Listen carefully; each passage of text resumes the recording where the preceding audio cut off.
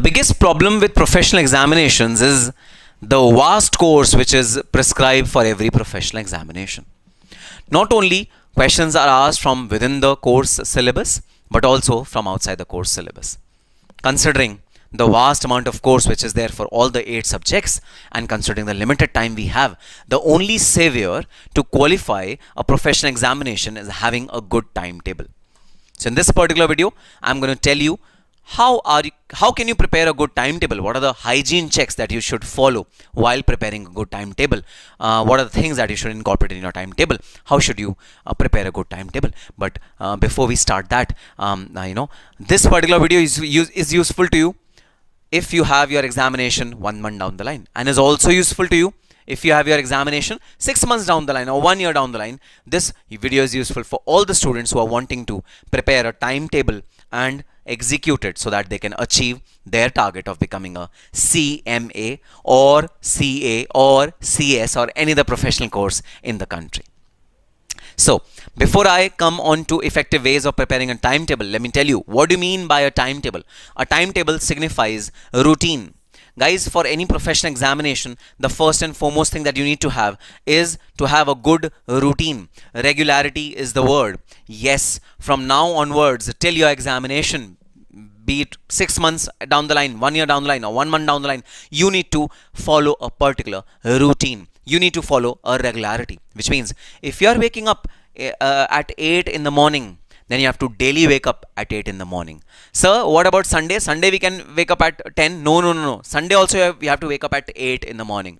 If you are waking up at 6 in the morning, you have to daily wake up at 6 in the morning. If you are having your lunch at 2 o'clock in the afternoon, you have to daily have your lunch at 2 o'clock in the afternoon. No variability in your schedule.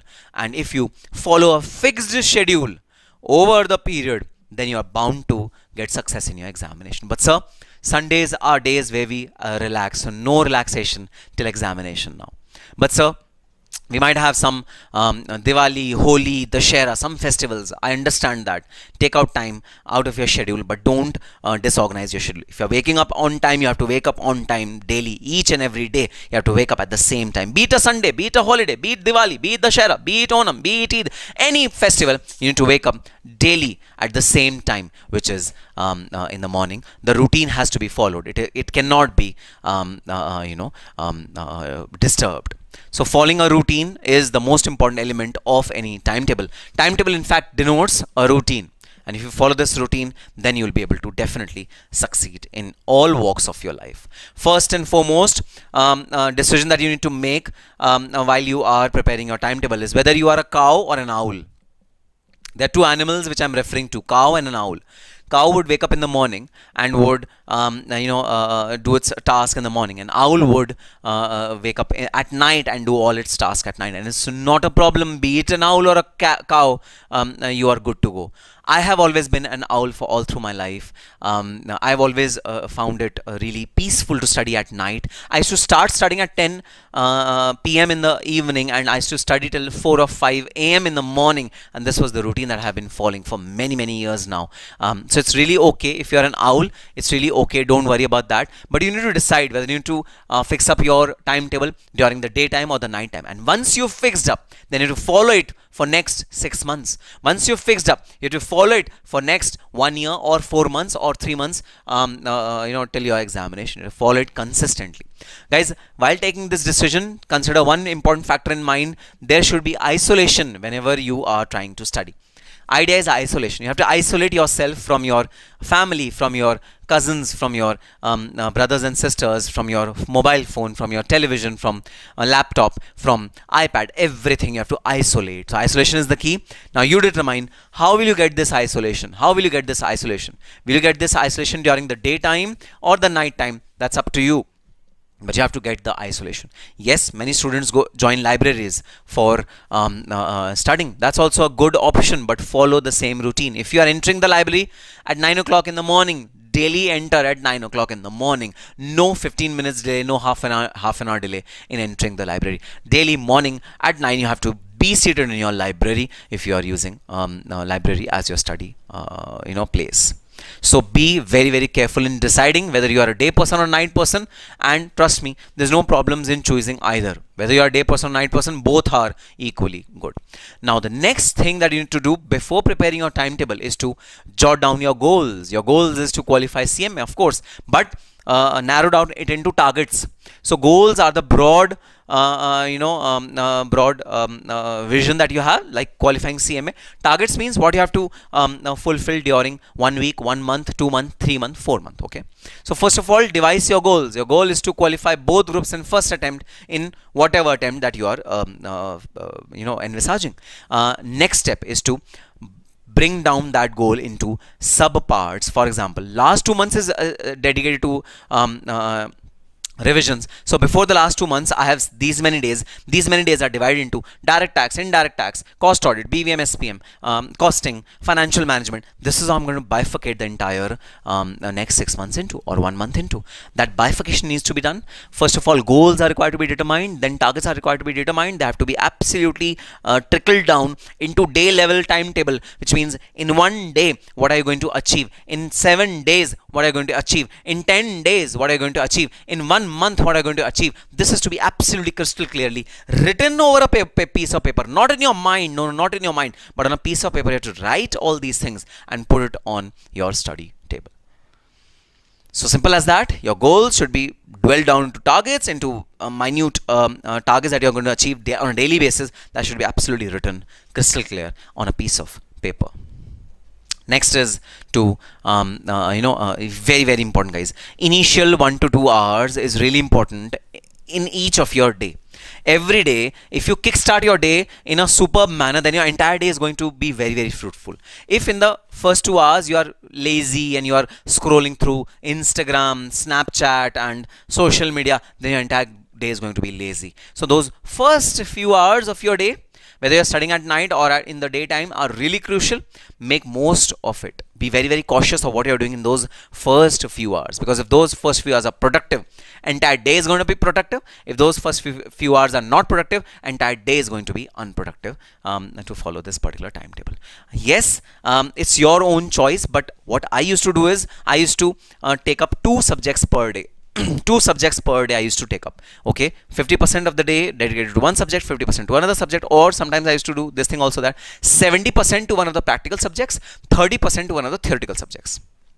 This is how I used to bifurcate my time. I used to take one practical subject, one theory subject. But it's okay, you can take both the practical subjects as well. But it's not advisable to take both the theory subjects, because that will lead you to a little boredom. So 2 subjects per day is an ideal combination according to me. If you choose 3 subjects per day, your wish, nothing bad in it. If you choose 1 subject per day, again, nothing bad in it. But my preference would always be 2 subjects per day. Long sittings are very, very important. It's not that, you just sit for half an hour, take a break for 15 minutes. Sit for 45 minutes, take a break of 1 hour. No, guys. Long sittings are really important in professional examination. Long sittings means bare minimum 2 hours you have to sit. During these 2 hours, throw your phone in an almirah where you cannot access it. Put it on a silent mode or a switch off mode. Just stay away from any kind of gadgets that you are using. Just stay away from all of these things. So long sittings are very, very important. Bare minimum 2 hours sitting should be there. One sitting should be bare minimum of 2 hours. Nothing less than that. Students make this mistake of working for half an hour, then taking a break of 15 minutes, then again working for half an hour. Not appropriate according to me. Next one is, yes, very, very important principle given by a French author. There's a very famous book also written on this particular topic. Eat the frog first. Now, what do you mean by that, guys? In Western culture, there's a culture of serving frogs meat to guests. Right, and that frog meat doesn't taste very good, but it's expensive because it's very nutritious. Right, now, since it doesn't taste very good, so the idea is eat the frog first, eat the things that you don't like to taste first, so that you are left over with the things that you like to do at a later point in time, which will be an easy task. To simplify it for a student, if I don't like CFR, or I don't like BVM, SPM, there's so much of practical in it, mergers and acquisition, valuation of shares, valuation of goodwill, I don't like it at all. Pick those subjects first which you don't like at all. In your timetable, make time for those subjects first, those topics first which you don't like at all. They should be done first, and the easier topics should be done at a later point in time.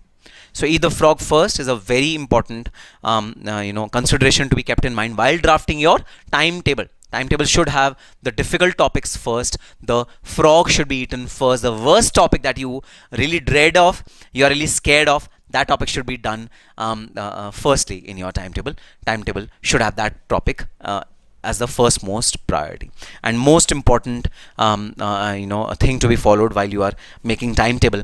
Always give some time in your timetable to make summary notes. So whatever you've done during the day, at the end of the day, for 15 minutes, just summarize whatever you've done during the day on a piece of paper in your register. Whatever you studied in few topics during the day, summarize it in bullet points on a piece of paper, so that when you are revising the entire chapter again, you'll be quickly able to recall using those summary points at what was there in the entire topic. So take out time for making summaries or very small concise paragraphs while doing your studies. Incorporate it in your timetable. So this is the time which I've kept for making summary notes, the last few minutes of the day, 15 minutes or 20 minutes of the day that you keep as a buffer in your timetable. Always keep this in mind. The summary notes are really, really important. So yes guys, an effective timetable is definitely going to lead you to a glorious success, not only in your academic life but also in your professional life. When you'll be a professional, drafting a timetable, arranging your day properly will be key to attaining success in your professional life as well. So these tips are going to help you in your professional attainments also. As of now, academic goals are in front of us. Becoming a CMA is the first and foremost target which we are going to chase, and yes, we are going to chase this really, really effectively. So yes, these were my tips of drafting a proper timetable. Please comment in the comment section below if you have another tip or some useful criteria of drafting a timetable, and if you've really done something and that has proved useful to you, share it with all of us, because the sharing is really be important for you and for entire student community. Alright, so guys, let's kickstart our journey of becoming a CMA using an effective timetable. Let's prepare this timetable really well, and let's incorporate all the important points in preparing this timetable. And yes, on that positive note, all the very best and happy studying!